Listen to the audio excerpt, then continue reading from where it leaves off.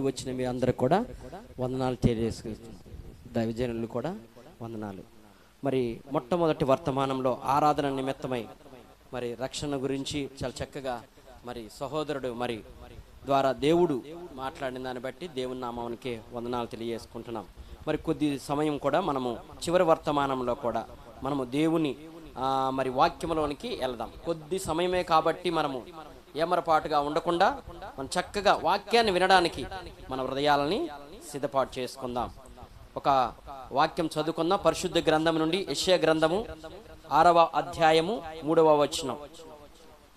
యెషయా గ్రంథము, వారు సైన్యములకు అధిపతియగు యెహోవా పరిశుద్ధుడు పరిశుద్ధుడు పరిశుద్ధుడు, సర్వలోకము ఆయన మహిమతో నిండియున్నది అని గొప్ప స్వరముతో గాన ప్రతిగానములు చేయుచుండిరి. చిన్న ప్రార్థన.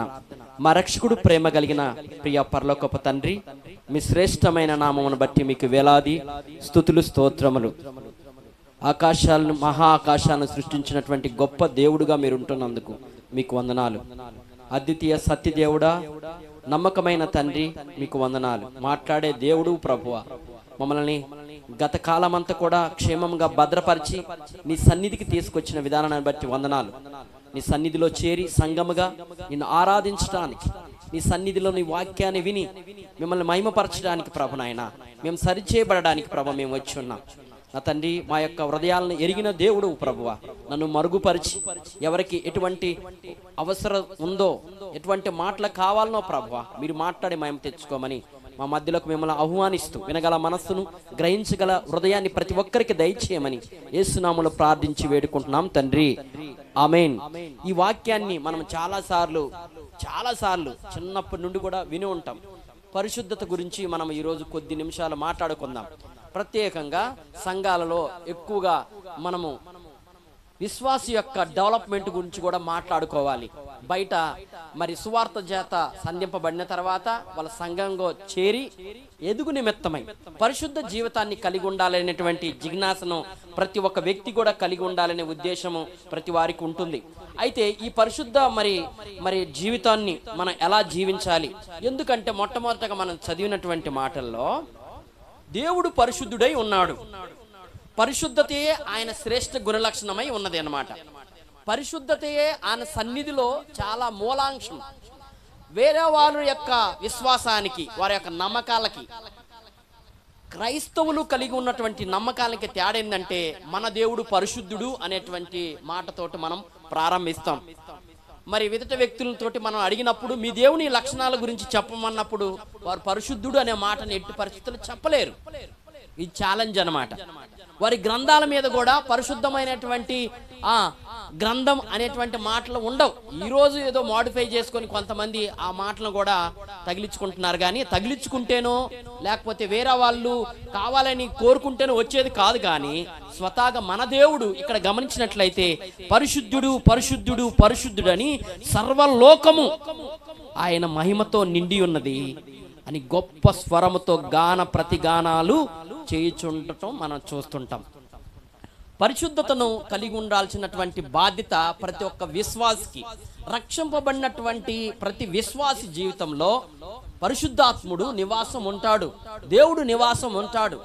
మనం ఎప్పుడైతే పాపానికి ప్రేరేపింపబడి పాపం చేస్తామో పరిశుద్ధాత్ముడు దుఃఖపడే పరిస్థితి ఉంటది.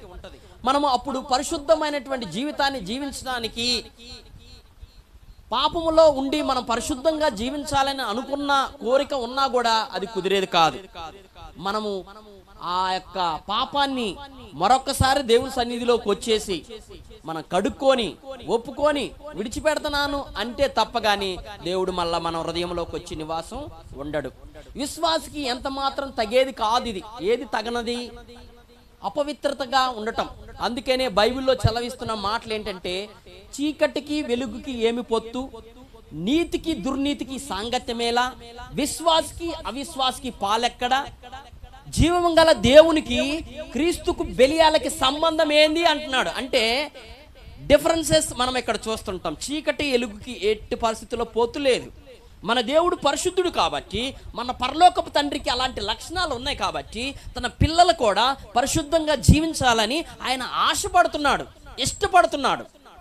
మన పరిశుద్ధమైన జీవితమే మన తండ్రిని మహిమపరిచేటువంటి జీవితం. చాలాసార్లు మనం అనుకుంటాం కదా, దేవుడు మరి నన్ను ఎందుకు ఫ్రీడమ్ ఇచ్చాడు కదా, నేను కోరుకున్నది పొందుకుంటే ఆయన ఎందుకు ఇష్టపడడు అంటే, దాంట్లో పరిశుద్ధత లేకపోతే ఎట్టి పరిస్థితుల్లో ఆయన మన అందు ఆనందించడు. దేవుడు ఎందుకు మనల్ని రక్షింపబడిన తర్వాత కూడా బల్లలో చేతులు వేస్తూ సంఘానికి చెందినటువంటి వ్యక్తులు అయినప్పుడు కూడా ఇంకా మనల్ని మన లైఫ్ స్పాన్ పొడిగించబడుతుందంటే అర్థం ఏంటంటే, మన ద్వారా దేవునికి మహిమ రావాలి. ఎప్పుడు వస్తుంది? పరిశుద్ధంగా జీవించినప్పుడు మాత్రమే అది వస్తుంది. బైబిల్లో ఇద్దరు వ్యక్తుల గురించి మీకు నేను పరిచయం చేస్తాను. బైబిల్లో ఉన్నటువంటి వ్యక్తులు మనకి చాలా చాలా సుపరిచితులు. వాళ్ళు దావీదు గురించి వినకుండా ఏ క్రైస్తవుడు ఉండడు. ఎందుకు? దావీదు గురించి చాలా చాలా మాటలు ఉంటాయి. సంసోను గురించి వినకుండా ఏ క్రైస్తవుడు ఉండడు. ఎందుకంటే సంసోను యొక్క జీవితంలో దేవుడు ఏం చేశాడు, ఏ ఉద్దేశం కలిగి ఉన్నాడని కూడా చూస్తుంటాం. ఈ ఇద్దరు వ్యక్తుల యొక్క జీవితాన్ని మనము కొద్దిగా చూసే ప్రయత్నం చేద్దాం. అయితే మీరు గమనించండి, పరిశుద్ధత అనేటువంటి విషయాన్ని మనం మాట్లాడుకుంటున్నప్పుడు వీరు ఎలాంటి జీవితాన్ని జీవించారు అనేటువంటి మాటను కూడా చూసుకోవాలి. ఒక భక్తుడు ఏమంటాడంటే, జాన్ స్టాట్ అనేటువంటి భక్తుడు, పరిశుద్ధ జీవితానికి రహస్యం ఏంటంటే పరిశుద్ధమైనటువంటి ఆలోచనలు, తలంపులు కలిగి ఉండటమే. మీరు పొద్దున్నే లేచిన తర్వాత మంచం దిగ్గానే ఎలాంటి ప్రార్థన చేస్తారు? ప్రభువా మమ్మల్ని కాపాడండి, భద్రపరచండి, మంచిదే. కానీ మనము అతిగా చాలా ప్రాముఖ్యంగా ప్రార్థన చేయాల్సినటువంటి విషయం ఏమంటే, తండ్రి నేను లోకంలోకి వెళ్తున్నాను, నేను పవిత్రంగా జీవించాలని నేను ఇష్టపడుతున్నాను, మీరు సహాయం చేయండి అయ్యా అంటే అర్థం ఉంది. పవిత్రంగా జీవించాలనుకుంటున్నాను, మీరు సహాయం చేయండి అయ్యా అంటే అర్థం ఉంది. కానీ సహాయం చేయండి అంటే ఏం సహాయం చేయాలి? నేను అపవిత్రంగా జీవించాలనుకోవట్లేదు ప్రభువా, పవిత్రంగా జీవించాలనుకుంటున్నానంటే ఒక అర్థం ఉంది. అలా అనుకోకుండా మన యొక్క అనుదిన జీవితాన్ని ప్రారంభిస్తే మన పరిశుద్ధమైన జీవితాన్ని జీవించలేం. దేవుని సహాయాన్ని పొందుకోకుండా మనం బయటకు పోయి మన పరిశుద్ధంగా జీవిస్తామనుకుంటే అది వల్లబడదు, అవదు. ఇంకొక భక్తుడు ఏమంటాడంటే, చాలామంది పరిశుద్ధతమైన జీవితాన్ని నిర్వచనిచ్చారు. లేఖనాలు తెలియజేయబడినటువంటి, లేఖనాలు అంటే బైబిల్లో స్క్రిప్చర్, పరిశుద్ధ లేఖనాలు, దైవావేశములు, దేవుని చేత పలకబడి భక్తుల చేత రాయింపబడినటువంటి ఈ మాటలు ఏమైతే దేవుని మనసును తెలియజేస్తుందో దానికి అనుగుణంగా జీవించే అలవాటునే పరిశుద్ధత అంటాడు భక్తుడు. లేఖనాలు ఏమైతే తెలియజేయబడుతుందో దేని గురించి? దేవుని మనసు గురించి. ఆ మనసుకు తగినట్టుగా మన జీవించే అలవాటునే పరిశుద్ధత అంటాడనమాట.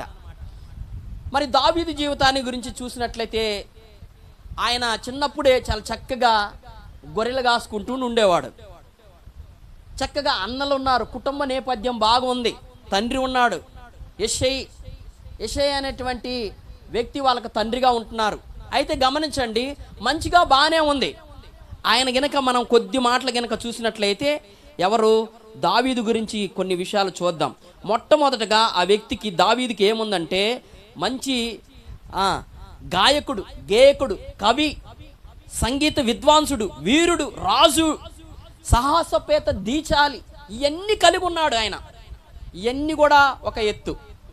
అయితే ఒకసారి ఏం జరిగిందంటే, మరి యుద్ధాలు జరగాల్సిన సమయంలో ఆయన మిద్దె పైకి వెళ్ళేసి యుద్ధానికి వెళ్లకుండా పక్కన ఎవరో స్నానం చేస్తున్న స్త్రీని చూసి ఆమెను ఇంటికి తీసుకొచ్చుకొని ఆమెతో పాపం చేసినాడు. బెత్షెబాతో పాపం చేసిన తర్వాత ఆ యొక్క పర్యవసానాలు, పాపానికి పర్యవసానాలు కంపల్సరీ ఉంటుంది. అందరికీ ఒకే రకంగా దేవుడు ట్రీట్ చేస్తారు. అయ్యా మేము చర్చికి వెళ్తున్నాను కదా, లేకపోతే నాలాంటి వాళ్ళు అయ్యా వాక్యం చెబుతున్నాను కదంటే, నో, పాపం చేస్తే ఖచ్చితంగా కూడా శిక్ష ఉంటుంది. ఈయన కూడా పాపం చేశాడు, ఎవరు చూడలేదని అనుకున్నాడు. ఏమైందో తెలుసా? దేవుడు ప్రవక్తని పంపించాడు. ఆ ప్రవక్త చెబుతున్నప్పుడు ఈయన ఆ యొక్క పాపాన్ని కప్పిపెట్టుకోకుండా, దావీదులో మంచి విషయాలు ఉన్నాయి, కొన్ని చెడు విషయాలు కూడా ఉన్నాయి. చెడు విషయాలని హైలైట్ చేయటం నా ఉద్దేశం కాదు, కానీ దేవుడు దేన్ని మరుగుపరచలేదు. ఇక్కడ ఏం చెప్తున్నాడంటే బేర్షిబాతో పాపం చేసిన తర్వాత దావీదు ఇంటి మీదకి ఏమొచ్చింది? శిక్ష వచ్చింది. ఏమొచ్చిందంటే శాపం వచ్చింది. కన్న కొడుకే తన తండ్రిని చంపడానికి ప్రయత్నం చేసినాడు. ఇంకొక కొడుకు అయితే ఏం చేసినాడు? తన సొంత చెల్లినే రేప్ చేసినాడు. అవునా కాదా? ఇవన్నీ ఎలా జరిగినాయి అంటే పాపంకు వచ్చేటువంటి పర్యవసానాలు. పరిశుద్ధ జీవితాన్ని జీవించాలనేటువంటి జిజ్ఞాస ఆయనకి లేకపోవటమే ఆ టైంలో.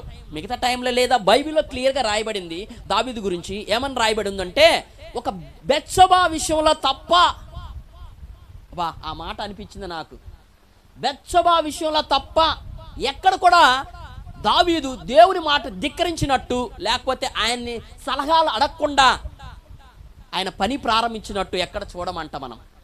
సరే, ఇలాంటి వ్యక్తి ఏం చేసినాడంటే పాపంలో పడిపోయినాడు, పర్యవసానం వచ్చింది. రెండో వ్యక్తిని కూడా చూద్దాం, శాంసోన్. శాంసోను నాజీర్ చేయబడినటువంటి వ్యక్తి, ఆషామాష వ్యక్తి కాదు. ఫిలిష్తీయుల చేతిలో నుండి తన ప్రజలైన ఇశ్రాయేలీయుల్ని విడిపించడానికి ఒక సాధనంగా ముందుగానే ఏర్పాటు చేసుకున్నటువంటి వ్యక్తి శాంసన్. శాంసన్కి మంచి శరీరం ఉంది, మంచి బలశాలి, ధీరుడు, ఇంకా చెప్పాలంటే న్యాయాధిపతి, మంచి కుటుంబ నేపథ్యం ఉంది, ధర్మశాస్త్రం ఎరిగినటువంటి వాడు. ఈ అన్ని ఉన్నప్పుడు కూడా ఆయన ఏం చేశాడో తెలుసా? ఫిలిష్తీయుల స్త్రీ అయినటువంటి దెలీలా మోజులో పడి ఆమెతోటి పాపం చేసి దేవుడు ఇష్టపడి పెళ్లి చేసుకోవడం తప్పు కాదు.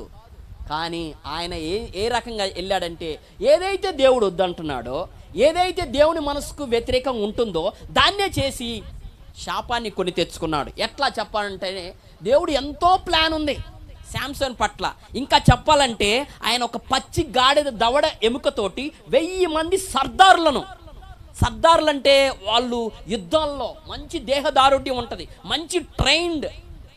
ఆషామాష యుద్ధాలకు ఎవరన్నా పంపించడాలంటే ఎలాంటి వాళ్ళని ట్రైనింగ్ లేకుండా నీలాంటి వాళ్ళు పంపిస్తారా? చక్కగా హైట్ ఉండాలి, మంచి బుద్ధిశాలి అయి ఉండాలి, ఇలాంటి వాళ్ళని సెలెక్ట్ చేసుకొని ట్రైన్ చేస్తారు వాళ్ళు. అలాంటి వాళ్ళని 1000 మంది సర్దార్లను హతమార్చాడు. అంత మాత్రం ఓకే. ఇంతవరకు ఎవరైనా నక్కను పట్టుకుంటారండి? నక్క స్పీడ్ని మనం క్యాచ్ చేయగలుగుతామా? ఒక్క నక్కను పట్టుకోవటమే మన కష్టం. అర్థమవుతుందండి? అసలు నక్కలను పట్టుకోవటం ఏంటి? నక్కలను అందరిని పోగు చేసి ఒక తోక ముడిగట్టేసి మధ్యలో మంట పెట్టేసి ఫిలిష్తీయుల పొలాల మీద వదిలేసినాడంట.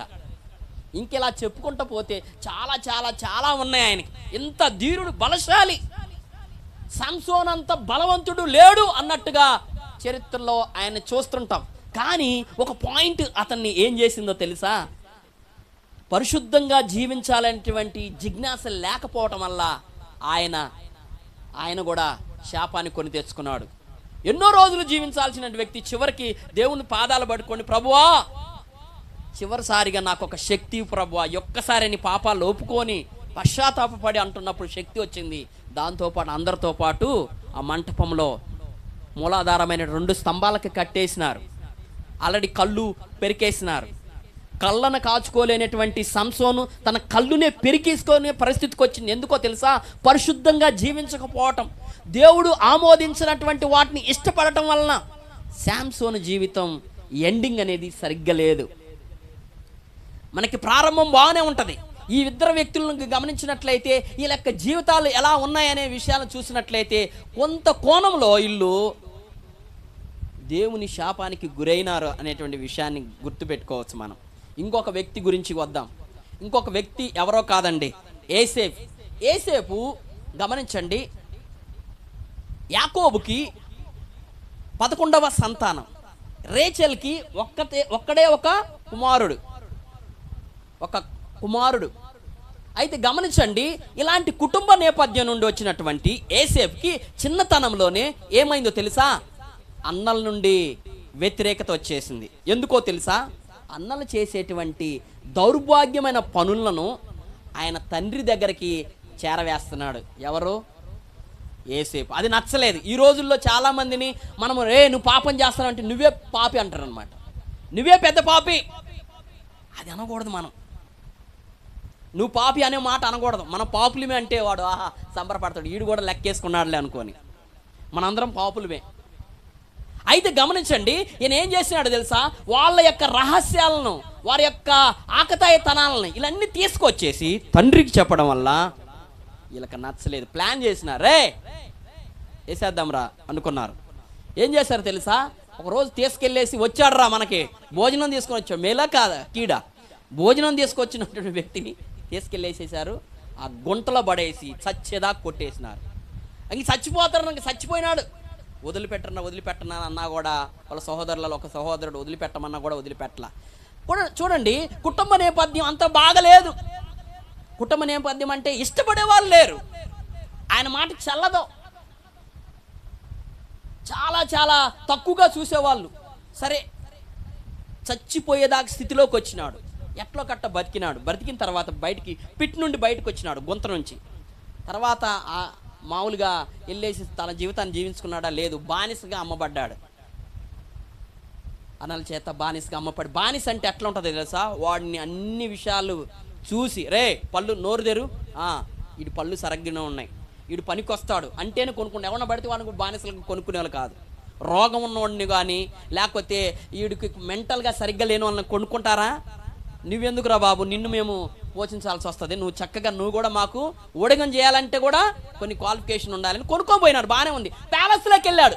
ప్యాలెస్లోకి వెళ్ళిన తర్వాత అప్పుడు స్టార్ట్ అయింది. ఇంకా రోజు మాటికి ఛాన్స్ దొరికినప్పుడల్లా, ఎనీ టైం ఆమె ఎప్పుడు కూడా ఫోతేఫరు భార్య ఆయన మీద ఒక కన్నేసి ఉంచి, ఎందుకు? అతడు రూపవంతుడు, చాలా అందగాడు, బాగున్నాడు, హ్యాండ్సమ్, యవ్వనస్తుడు, మంచి బుద్ధి ఉంది, చాలా గృహ నిర్వాహకత్వం, చాలా స్టీవర్షిప్ చాలా బాగా చేస్తున్నాడు. ఇంతకన్నా వ్యక్తిని ఇష్టపడకుండా ఉంటారా? ఆమె రోజు ఇష్టపడుతుంది. తన యజమాని లేని సమయంలో ప్రతిదీ ఏమైతుందో, ఏది లోటుపాట్లు ఉందో, మంచి గృహ నిర్వాహకత్వం చేస్తున్నటువంటి సమయంలో, మంచి చేసే సమయంలో ఆయనకి చెడు పిలుస్తుంది, రోజు పాపానికి ప్రేరేపిస్తుంది. అయినా కూడా ఆ పాపాన్ని చెయ్యటం ఇష్టం లేక పాపము నుండి పరిగెత్తినటువంటి వ్యక్తిని మనం చూస్తుంటాం. తద్వారా ఏమైంది? వెంటనే ప్యాలెస్ నుండి ప్రిజన్కి వెళ్ళిపోయినాడు, చెరలోకి వెళ్ళిపోయినాడు. చెరలో ఏం జరిగింది? అక్కడ కూడా రాజభోగాలు ఉంటాయా? చూడండి, ఇంట్లో ఉన్నప్పుడు అదే పరిస్థితి, పిట్లో గుంతలో పడినప్పుడు చావు బ్రతుకు పరిస్థితి, ప్యాలెస్లోకి వచ్చినప్పుడు కూడా అదే పరిస్థితి. ఏంటి? ఎవరు నా అనేవాళ్ళు లేరు, దేశం కాని దేశం, ఎవరు చూసేవాళ్ళు లేరు. ఎవరైనా చూస్తారా? ఆయన టెస్ట్, ఆయన మీద ఏమైనా ముద్ర ఉందా? ఈయన దేవుడి బిడ్డ, ఈయన పవిత్రంగా ఉంచేవాడని నొసటిని ఏదైనా రాసుకున్నాడా? లేదు. మరి ఎట్ట పుట్టింది ఆయనకి? ఆయన జిజ్ఞాస, పరిశుద్ధంగా జీవించాలి, నేను జీవించినంత కాలం నా దేవునికి మహిమ తేవాలి, ఇక్కడ ఎవరు లేరు, ఛాన్స్ వచ్చింది అనుకోలేదు ఆయన. ఇంకా కొద్ది ముందుకు గమనించినట్లయితే పై ఇద్దరికి లేదు, ఈయనకు ఉన్నది మనం గమనించినటువంటి ప్రయత్నం చేద్దాం. అదేంటో తెలుసా? పవిత్రంగా జీవించాలనేటువంటి ప్రగాఢమైన కోరికే. పైన ఇద్దరికి లేదు, ఛాన్స్ వచ్చేసింది, కమిట్ అయిపోయినారు. ఈయనకి ఛాన్స్ వచ్చేసింది, కమిట్ అవ్వలేదు. ఈయన ఏం చేశాడు తెలుసా? ఆ జిజ్ఞాసతో బతికాడు.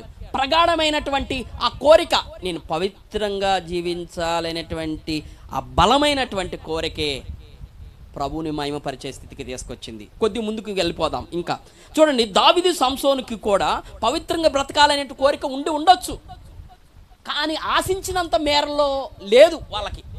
అక్కడ అలా ఉంటే వాళ్ళు ఆ పాపాన్ని చేసేవారు కాదు. కానీ ఈయన మాత్రము దేవుడు చాలా చక్కగా ఏ విధంగా అయితే మహిమపరచాలో ఆ రకంగా మహిమపరిచినాడు. దెబ్బలు తగిలినాయి. నేను అంటాను, God wants hour holiness rather than our happiness. నువ్వు అనుకుంటాం కదా, నేను ఈ మొబైల్లో ఈ వీడియోని చూస్తే ఎవరు చూడట్లేదు కదా, చూసి డిలీట్ చేస్తే నేను ఆ కాసేపు ఎంజాయ్ చేయొచ్చు అనుకోవచ్చు నువ్వు. కానీ నీకు ఆ కాసేపు ఎంజాయ్ ఎట్లా అనుకుంటున్నావు? Happiness is based on your happening. అంటే జరుగుతున్నటువంటి వాటి మీద ఆధారపడేది హ్యాపీనెస్. కానీ దేవుడు హోలీనెస్ కోరుకునేది ఏంటో తెలుసా?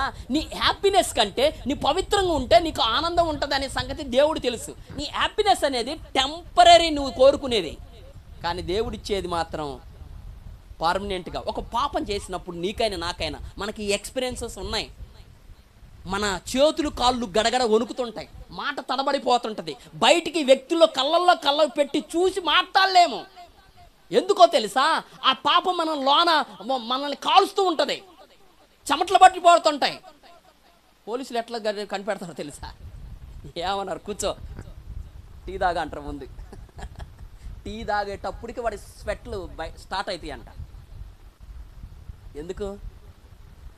నీలాంటి వాళ్ళు నాలాంటి వాళ్ళని తీసుకెళ్ళి మన క్రిమినల్ కాదు, కూర్చో అంటే ఎందుకు పిలిచాడు? కూర్చో సార్, ఇంకొక టీ కూడా పోయింది సార్, మా ఫ్రెండ్ కూడా వస్తాడు. ఎందుకంటే మనం చేయలేదు. ఏదైనా చేసిన వాళ్ళకి ఇక్కడ నుంచి కారుతుంటాయి స్వెట్. అవునా కదా? అవునా కదక్క? ఎట్లా వచ్చింది? లోన ఫంక్షనింగ్ కూడా డిఫరెంట్ అయిపోతుంది సహోదరా. చెప్పుతున్నంత ఈజీ కాదు, కానీ మనందరం కూడా ఏదో ఒక ఏరియాలో చాలాసార్లు పడిపోయాం, దేవుణ్ణి దుఃఖపెట్టాం. పవిత్రంగా జీవించాలనేటువంటి మాట ఈ యొక్క ద్వారాల వరకే ఉంది. దాడితే మనకు మనసాక్షి ఉంది సహోదరా. మనిషికి జంతువుకు తేడా ఉంటుందో తెలుసా? మనిషికి మనస్సాక్షి ఉంటుంది, జంతువుకి మనస్సాక్షి ఉండదు. దేవుడు తన పిల్లల్ని జంతువులాగా చేయలేదు. తన స్వరూపం చొప్పున జీవించడానికి ఆ రకంగా ఆయన స్వరూపం చొప్పున మనిషిని తయారు చేసినాడు. కొద్ది ముందుకు వెళ్ళిపోతాను. ఇంకా గమనించాలంటే కొద్ది విషయాలు చూద్దాం. పైన ఇద్దరికి సీనియారిటీ ఉంది కానీ సిన్సియారిటీ లేదు. Yes, very senior.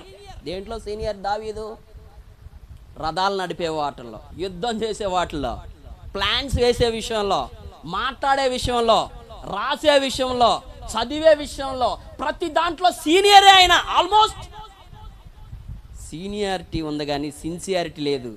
ఎవరికి? దావీదుకి అండ్ శాంసోన్కి. శాంసన్ చాలా సీనియర్ రే. 100 మంది కాదు, 1000 మందికి వచ్చినా సరే ఎక్కడుందరా వీడి బలం అనేది ఎవరు తెలుసుకోలేకపోయినారు. ఆయన స్వతహాగా రివీల్ చేస్తే తప్ప. ఎక్కడుందా నీ బలం, ఎక్కడుందా నీ బలం అంటే 3 సార్లు అబద్ధం చెప్పినాడు. ఎక్కడ ఉంటుంది, అందరూ వచ్చేసి నన్ను ఇట్లా కట్టేస్తే నా బలం తగ్గిపోద్ది అంటే అట్లా చేసింది. బయటకు పోయి సావటం కంటే ఇక్కడ చావటం మంచిది రాబాయ్ అనుకునే స్థితికి వచ్చేసి చివరికి రివీల్ చేసినాడు. అవునా కదా? దెలీలా చక్కగా ఒళ్ళో పడుకోబెట్టుకొని చక్కగా ఏం చేసింది? గుండు కొట్టించేసింది.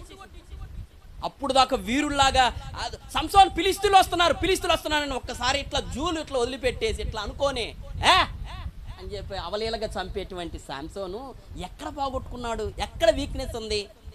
గమనించండి. మనం కూడా చాలాసార్లు కొన్ని ఏరియాలో మాత్రమే పవిత్రతను కాపాడుకుంటాం. మనం పవిత్రత అనేది 1 రోజు 2 రోజులో 3 రోజులో ఉండేది కాదు. దేనికైనా సమయం ఉంటుంది. ఆ సమయం, ఈ సమయం కూర్చోడానికి, తినడానికి, పడుకోవడానికి, లేవడానికి, బయటికి వెళ్ళడానికి. కానీ పరిశుద్ధతగా జీవించడానికి అనేది నిత్యంగా జరిగేది ప్రక్రియ. నువ్వు రక్షింపబడటం అనేది ఒక్కసారి జరుగుతుంది, ఉచితంగా జరుగుతుంది. కానీ పవిత్రకరణ అనేది లైఫ్ లాంగ్ ప్రాసెస్. అది ఇంగ్లీష్లో ఏమంటారు తెలుసా? Salvation is one moment. If you forgive your sins or if you confess about your sins, okay, at that moment God will save you. అంటే దేవుడు అక్కడ రక్షిస్తున్నాడు ఆ టైంలో. కానీ శాంటిఫికేషన్ అనేది లైఫ్ లాంగ్ ప్రాసెస్. అదే సత్యంత దాకా చేయాలి. ఎందుకో తెలుసా? మన స్వభావమే పాప స్వభావం, చిన్నప్పటి నుంచే పాప స్వభావం. ఆ మాటకి కొంతమంది జీర్ణించుకోలేరు. అదే వాళ్ళకి మనకు పడంది. అందరు పాపులు ఎట్లా అవుతారో, చిన్నపిల్లవాడికి పాపం లేదంటాడు వాడు. మనం నమ్ముతామా? నిన్న ఒకసారి నేను కర్నూలు నుండి వస్తున్నప్పుడు పాపం ఒక ఆయన ఎమ్మిగనూరులోనే ఉంటాడంట పాపం ఆ మనిషి.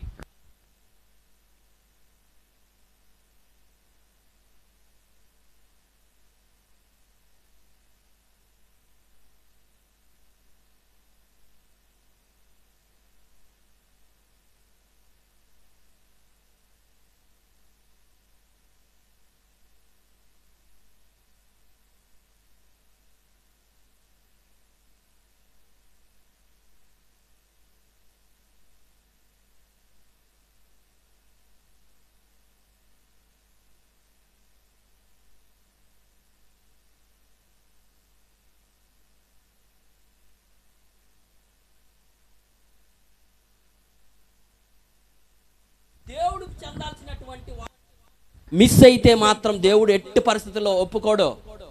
ఇంకొక అన్నాడు, మీరు ఎప్పుడు బల్ల తీస్తారంటే, బ్రదర్ వారం తీస్తాం. కొంతమంది వీలు పడకపోతే నెల అంటే మేము సంవత్సరానికి ఒక రోజు చేస్తాం, అది పస్కా పండుగ రోజు చేస్తాం అన్నాడు. ఇవన్నీ చాలా ఉన్నాయి.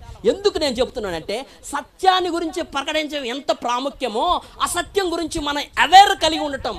ఎస్, ఈ రోజుల్లో ఇలాగనే వస్తున్నారు.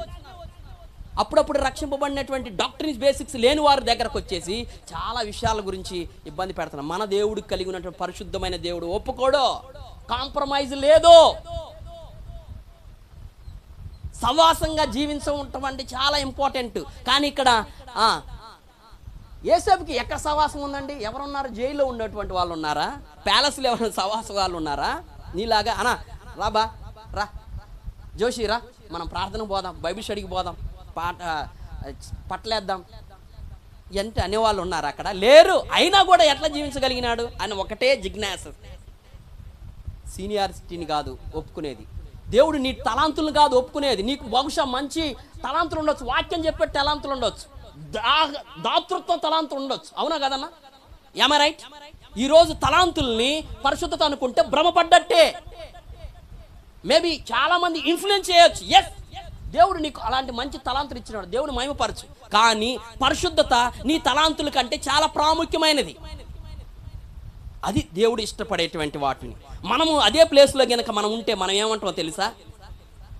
యేసేపు లాగా పరిస్థితిలో ఉంటే, నేను యవ్వనస్తుడిని కదా, నాకు రాకపోతే ఎవరికి వస్తాయి శోధనలు? నేను అది వివాహం కాలేదు కదా, అందుకోసమే నేను టెంప్ట్ అయిపోయినా ప్రాబ్లం లేదు. అందులో ప్రపోజల్ అనేది ఛాన్స్ అక్కడి నుంచే వచ్చింది, నేనేం కోరుకోలేదు కదా, ఆమె నన్ను పిలుస్తుంది అనుకునే వాళ్ళం మనం. ఇంకేమనుకునే వాళ్ళు తెలుసా? నా కుటుంబీకులే నన్ను విలేసినారా, కొట్టినారా, ఇంకా నాకు ఎక్కడ లేదు, ఇవన్నీ దేవుడి వల్ల జరుగుతుంది. చాలాసార్లు పాపంలో పడిపోవడానికి కారణం ఏంటంటే మన అనుకున్నది జరగపోయినప్పుడు పాపంలో పడిపోతుంటాం, జరగాల్సింది సరిగ్గా జరగనప్పుడు పాపంలో పడిపోతుంటాం, దేవుని బ్లేమ్ చేస్తాం. దేవుడు ఎందుకు చేసినాడు? ఇంత కష్టపడ్డాడు కదా, ఇంత నీతిగా ఉంటున్నాను కదా, అయినా ఎందుకు చేయలేదు అనుకుంటాం. ఇంకేమని అనుకోవచ్చు కదా మనము. తప్పించుకునే పరిస్థితి లేదు రాబాయ్, ఎవ్వరు లేరు, ఇంకా పోని ఒక్కసారే కదా, ఈ ఒక్కసారి మనం నాశనం చేస్తుంది, ఒక్కసారే కదా. చాలామంది ఇదంట ఫ్రెండ్స్, అరే ఒక్కసారి తాగురా, ఒక్కసారి తాగుతాడు వాడు. ఇంకేమని ఉంటుంది తెలుసా? అన్నిటికంటే ముఖ్యంగా తన కుటుంబీకులే చంపడానికి ప్రయత్నించారని, పదే పదే ఆమె బలవంతం చేసిందని, సరైన సమయంలో సలహాలు ఇచ్చేవాళ్ళు లేరని, ధర్మశాస్త్రం అక్కడ బోధించేవారు లేరని, మళ్ళాంటి మందిరాలు సహవాసాలు లేవు అని చాలా సాకులు చెప్పొచ్చు. ఒకసారి ఏం జరిగిందంటే, రక్షింపబడిన తర్వాత ముందు ఏది చేసినా వేరే ఉంటుందేమో కానీ, చేయమని కాదు కానీ, సెయింట్ అగస్టిన్, పరిశుద్ధ అగస్టిన్ అనేటువంటి వ్యక్తి రక్షింపబడక ముందు చాలా దౌర్భాగ్యంగా జీవించేవాడు. కుటుంబం మీద గొడవలు తీసుకొచ్చేవాడు, ఎక్కడ పోయినా తాగటం, కొట్టటం, వ్యభిచారము, అన్నీ. ఇది లేదు అనుకోకూడదు. పాపం వాళ్ళ అమ్మ ఎన్ని రోజులు ప్రార్థన చేసిందో. తల్లిదండ్రుల ప్రార్థన చాలా అవసరం. ఇందా అయ్యగారు చెప్తున్నారు, వాళ్ళు పెరిగి పెద్ద అయిన తర్వాత మంచి తలాంతులతోటి దేవుని సంఘంలో వాడబడుతున్నప్పుడు ఎంతగా మురిసిపోతుంటారు తల్లిదండ్రులు. ఎన్ని లక్షలు ఇచ్చినా అది ఆనందాన్ని తీసేయలేం. దేవుని వాక్యమే చెప్తుంది. అవునా కాదా? నీకు బహుమానం రాబాయ్, దేవుని దయ వల్ల మీరు సంపాదించుకున్నారు. వారు పెరిగి మంచివారైతే మంచిదే, కానీ ఈ యొక్క అగస్టిన్ అలా లేడు. కానీ తల్లి ప్రార్థన చేసి చక్కగా ప్రార్థన ఫలితంగా రక్షింపబడ్డాడు. బాగానే ఉన్నది కదా. సరే, ఒకరోజు వెళ్తున్నాడు అట్ట స్ట్రీట్లో, పాత స్ట్రీట్లోనే. ఒక ఆమె పిలుస్తుంది, అగస్టిన్ అగస్టిన్ అగస్టిన్. ఓహో, వాయిస్ మన వాళ్ళకి పాత కాంటాక్ట్ కదా ఆమె, అసలు ఆల్రెడీ పాత కాంటాక్ట్ వాయిస్. ఓహో, అక్కడి నుంచే వచ్చింది అనుకున్నాడు. ఇనినట్టుగా అట్లా వెళ్ళిపోతున్నాడు. ఏమి పిచ్చి పట్టింది ఆ అగస్టిన్కి? ఏమైంది, వినడా లేదా? ఇంకొకసారి దగ్గర పోయి అగస్టిన్ అగస్టిన్ అంటుంది ఆమె. అగస్టిన్కి ఏం వినపడట్లా. దగ్గర పోయి ఆగు అగస్టిన్, ఇంత పిలుస్తున్నా కూడా వెళ్ళిపోతున్నావు ఏంది నువ్వు? మనిషివే కాదా నువ్వు? ఒకప్పుడు మనం ఎంజాయ్ చేయలేదా అంటే ఆయన అంటున్నాడు కదా, నువ్వు అన్నటువంటి ఎంజాయ్ చేసిన మాట పాత అగస్టిన్ ఎప్పుడో చచ్చిపోయినాడు. ఇప్పుడు జీవిస్తుంది ఎవరు? కొత్త అగస్టిన్. పరిశుద్ధతను జీవించటం, దానికి ఆశీర్వాదాలకు మూలం. Blessing in the sense having holiness. అంటే ఆశీర్వాదాలకు మూలం ఏంటంటే పరిశుద్ధంగా జీవించడమే ఆశీర్వాదాలకి కారణం. చాలా రకాలుగా మనము వింటూనే ఉంటాం. కొద్ది ముందుకు వెళ్ళిపోదాం. గమనించినట్లయితే ఈ యొక్క ఇద్దరు గురించి మనం ఎందుకు చెప్పాల్సి వచ్చిందంటే, వారి యొక్క జీవితం. మనకి వాక్యం ఎంత తెలుసు, ఎంత సీనియారిటీ ఉంది, వివాహం అయిందా లేదా, అర్థమవుతుందా, నిన్ను అందరు గౌరవిస్తున్నారా లేదా సంఘంలో లేదా సమాజంలో అనేది కాదు. But God will ask you account. we are accountable to our Lord and Savior Jesus Christ. God is watching over our holiness. ప్రతిరోజు ఆయన మనల్ని చూస్తున్నాడు. Intentionally God test our patience, our holiness, our works. కావాల్సి వచ్చే దేవుడు ఏం చేస్తాడు? పరీక్షిస్తాడు. యోబుని చేశాడా లేదా? నా దాసుడైన యోబును చూసుకో, ఏమని చేసుకో అన్నాడా లేదా?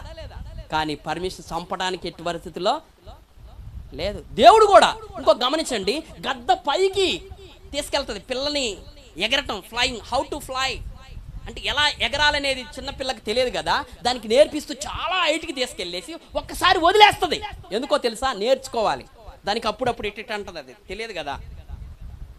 ఎంటని కింద పడే టైంలోకి వచ్చేసి ఏం చేస్తుంది? పెద్దగా అట్లా వింగ్స్ని స్ట్రెచ్ చేస్తుంది, అట్లా చాపేసి కింద పడకుండా ఉంటుంది. మనల్ని కూడా దేవుడు అబ్బా పడిపోయేదాకా చూద్దాం, జాన్ కింద పడతాడో లేదో, పాపంలో పడిపోతాడు లేడు, చూద్దాం అంటాడా? లేడు. No no no no. పక్షులకి మనుషులకే ఇంత ప్రేమ ఉంటే మన పరలోకపు తండ్రి ఎంతగా ప్రేమిస్తున్నాడు మనల్ని.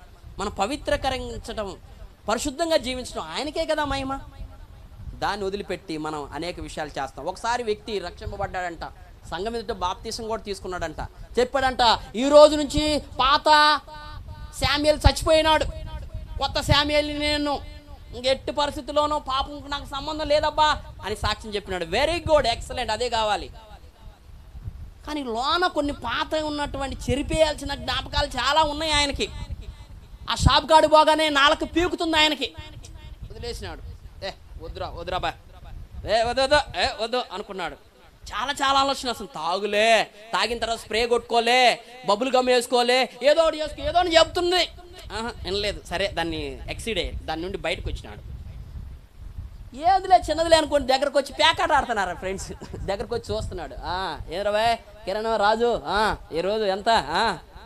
అరే నేను రావట్లేదురా, చాలా రోజులు అయింది, మర్చిపోయింది. నువ్వు తెలుసుగా నేను బాప్తీసం తీసుకున్నానని. తెలుసురా, మంచిదిరా, నువ్వు భోజనాలు కూడా పెట్టించినావు ఆ రోజు, మేము కూడా వచ్చినాం కదా అన్నారంట ప్రాక్టికల్గా. సరే ఏంది, ఎందుకు వచ్చినావు? ఏం లేదు, ఊరకనే కలుద్దామని ఫ్రెండ్స్ని, రండ్రా అన్నాడు. కాసేపు వాడుతున్నారు. రాజు, రాణి, కెర్రీ, ఆసు, బూసు ఏదో అన్ని పెట్టినారు. ఇది ఎక్కడ అనుకుంటే ఏం చూస్తున్నాడు? అరే ఆసు అదేరా ఇదేరా అని ఎట్లా చెప్తున్నాడు. ఎందుకు? ప్రాణం ఆడిన ప్రాణం కదా. దగ్గర కూర్చొని లేలే నువ్వులే నేను ఆడతాలే అన్నాడంట. నా లాంగ్వేజ్ వేరే ఉండొచ్చు సహోదరా. నేను చెప్పే విషయం ఏంటంటే, శోధించే వ్యక్తుల నుండి, శోధించే ప్రాంతాల నుండి పారిపోవాలి. నువ్వే కొని తెచ్చుకుంటున్నావు, నేనే కొని తెచ్చుకుంటున్నావు. యవ్వనస్తులకని కాదు, పెళ్ళైన వాళ్ళకి కాదు, పెళ్లి కాని వాళ్ళకి కాదు, అందరికి, ముసలోళ్ళ కానుంచి పెద్ద రాజకీయ నాయకులు ముసలి వయసులోనే బయటపడుతున్నారు వాళ్ళంతా. అంటే పాప నైజం అనేది మనం చచ్చిపోయేదాకా మనల్ని వెంటాడుతూనే ఉంటుంది. పవిత్రంగా జీవించాలని జిజ్ఞాస మనం కలిగి ఉండాలి. Who am I?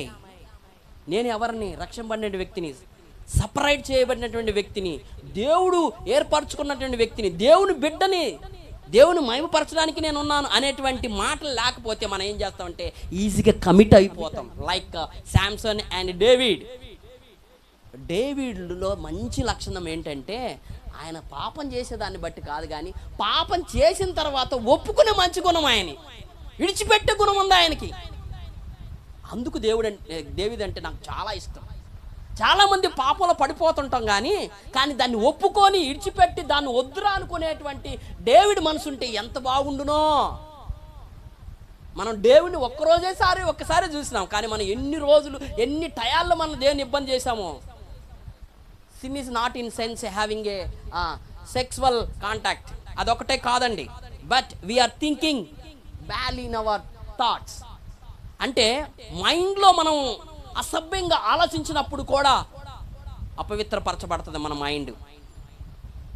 పాపం అంటే దేవుని తక్కువ చేసి, సృష్టికర్తను తక్కువ చేసి నిన్ను నువ్వు ఎక్కువ చేసుకోవడమే పాపం. అన్ని పాపాల సారాంశం ఏంటంటే, అర్థం ఏంటంటే, దేవుడు ఏదైతే వద్దన్నాడో, తన గుణలక్షణాలకి తగినట్టుగా నువ్వు జీవించాలనుకుంటున్నాడో దాన్ని అధిగమించి నువ్వు చేయటమే పాపం. కొన్ని మాటలు చదువుకొని మనం ముగింపులోకి వెళ్ళిపోదాం. 36 నిమిషాలు అయింది. ఇంకొక 5 నిమిషాలు 10 నిమిషాలు తీసుకొని క్లోజ్ చేస్తా. రైట్, ముందుకెళ్ళిపోదాం. పరిశుద్ధ గ్రంథంలో కొన్ని లేఖనాల్లో కొన్ని మాటలు చూద్దాం. దేవుడు ఎందుకు ఇష్టపడుతున్నాడు? ఒకసారి సామెతల గ్రంథం 16వ అధ్యాయం 32వ వచనం చదవనన్నా. సామెతల గ్రంథం 16వ అధ్యాయం 32వ వచనం. పరాక్రమశాలి కంటే దీర్ఘశాంతం గలవాడు శ్రేష్ఠుడు, పట్టణము పట్టుకొను వాని కంటే తన మనస్సును స్వాధీనపరుచుకొనువాడు శ్రేష్ఠుడు. వీళ్ళిద్దరు పట్టణాలు ఏలేవాళ్ళు. రాజు దావీదు రాజైనాక పాపం చేశాడా, రాజు కాక ముందు చేసినాడు? ఆయన రాజు అయినాకే కదా సార్, అవునా కాదా? ఈయన కూడా బలం ఎంతో మందిని చంపేశాడు. ఆల్మోస్ట్ మంచి మంచి బలాఢ్యుడు అనే బిరుదులు ఉన్నాయి. అందరిని గ్రిప్లో పెట్టుకోగలడు. అందుకని ఈ మాట నా కోసం, మన కోసం సోదరులారా, ఎవరో అతిథులం కాదు. నేను ఎప్పుడు పాపం చేయలేదు, పాపానికి ప్రేరేపించబడట్లేదు నేను అని నువ్వు అనుకుంటున్నావు. నేను అనుకుంటే సరిపోదు, కానీ మనం చెక్ చేసుకోవాలి ఎవ్రీడే. ఎవరో వచ్చేసి చెప్పరు. వాక్యం దగ్గరకు వచ్చినప్పుడు మనం సరి చేయబడతాం. పట్టణం అని చూడండి, పరాక్రమశాలి కంటే వారిద్దరు పరాక్రమశాలిలే.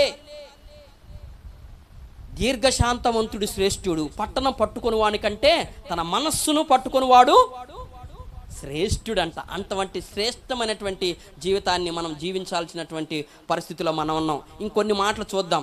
చూడండి, ఇక్కడ దేవుడు ఏదైతే ఇష్టపడుతున్నాడో మన నుండి, దాన్ని మనం గ్రహించడం కూడా చాలా ప్రాముఖ్యం. ఒకసారి మీరు ఇది తీయండి అన్న. 1 పేతురు పత్రిక 1వ అధ్యాయం 16వ వచనం. 1 పేతురు 1:16.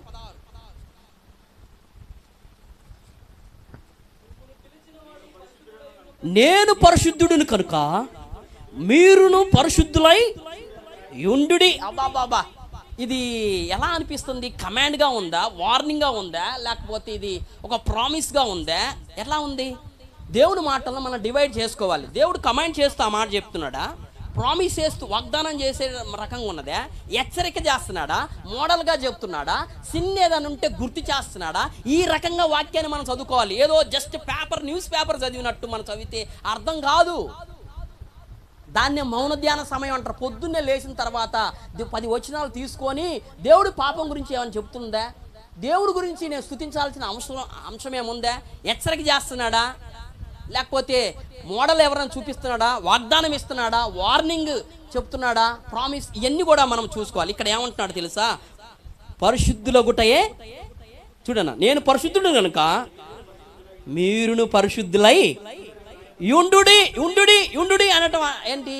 అది ఖచ్చితంగా కమాండ్. జాగ్రత్త అంటే అర్థమైంది, వార్నింగ్ ఇచ్చినట్టు. జాగ్రత్త రే, నేను ఇంటికి వచ్చేసరికి నువ్వు ఆ పని చేయకపోయినావో జాగ్రత్త అంటే వార్నింగ్ ఇచ్చినట్టు. ఇక్కడ ఏమన్నా ఉండుడి.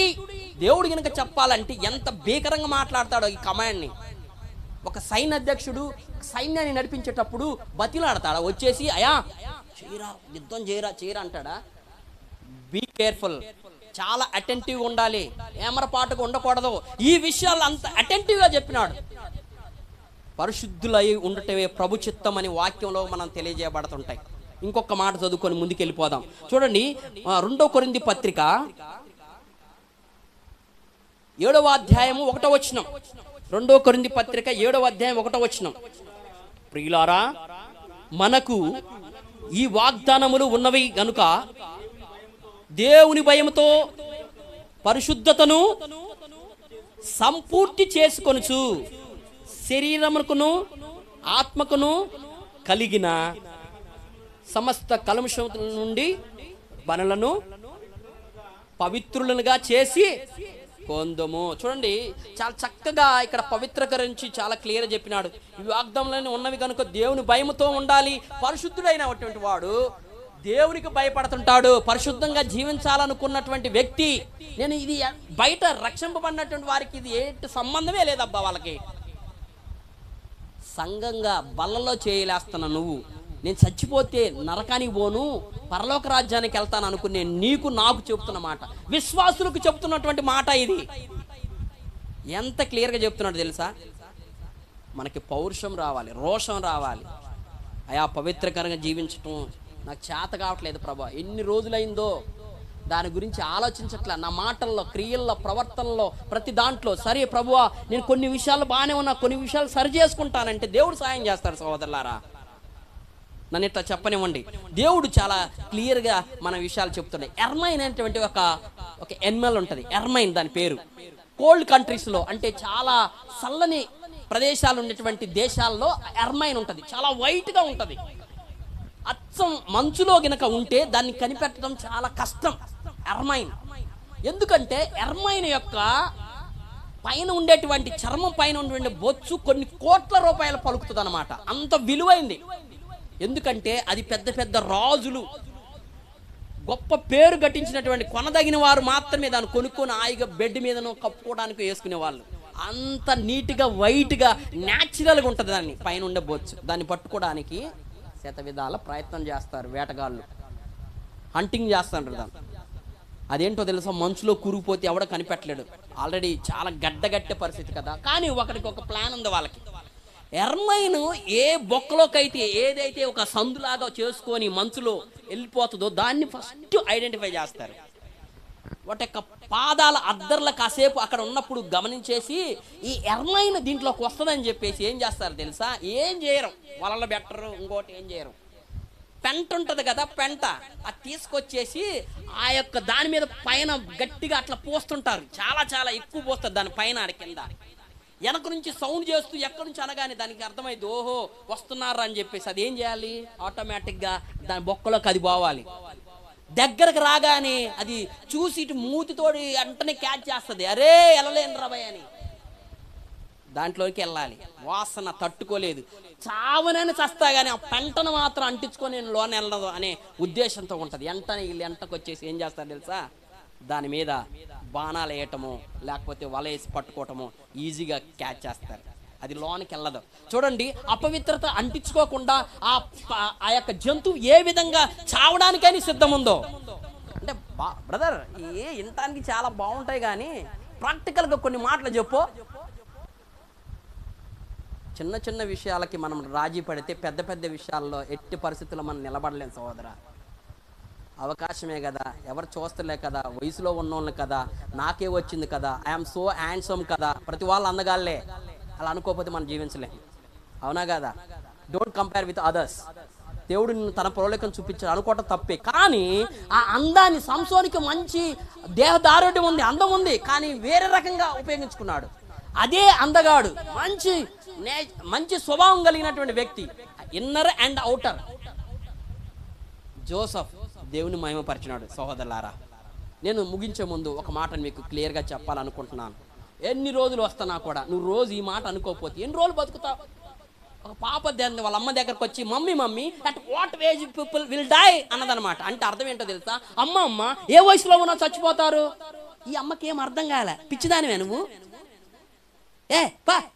పిచ్చిదాన చచ్చిపోతానికి అని ఏమన్నదంటే ఇంగ్లీష్లో, baby I don't know, go to cemetery and clarify your doubt అన్నదంట. అంటే పక్కన సమాధి తోటలు ఉన్నాయి కదా, సమాధులు. బాబాయ్, అవునమ్మా బాబాయ్ పెట్టినామన్నా, బాబాయ్ దగ్గరికి పోయి చూస్తే అప్పుడే పుట్టిన పసిపిల్ల నుండి పండువారిన మూసలోడు దాకా ప్రతి ఒక్క సమాధి ఉందండి. అక్కడ రాస్తారు కదా, శామ్యుయల్, ప్రాయం, ఇది date of birth, death day, 2 రాస్తారు కదా. ప్రాయం ఎంత, 40, 30, 25, ఏదో ఒకటి రాస్తారు, 70, 80. సావుకి లిమిట్ లేదులే సోదరా. నీ ఆశమాశ అనుకుంటున్నావా? ఇంత వాక్యం మనకుండి, ఇంత పాలోఫ్ ఉండి, మంచి వాక్యం కోసం మనం ఉంటున్నా కూడా మనం వదిలిపెడుతున్నాం అంటే నీ ఇష్టం. Up to you only. You are the accountable. అమ్మా ఎవరు నిద్రపోకూడదు, నిద్రపోయి ఉంటే నీళ్లు తాగండి చక్కగా.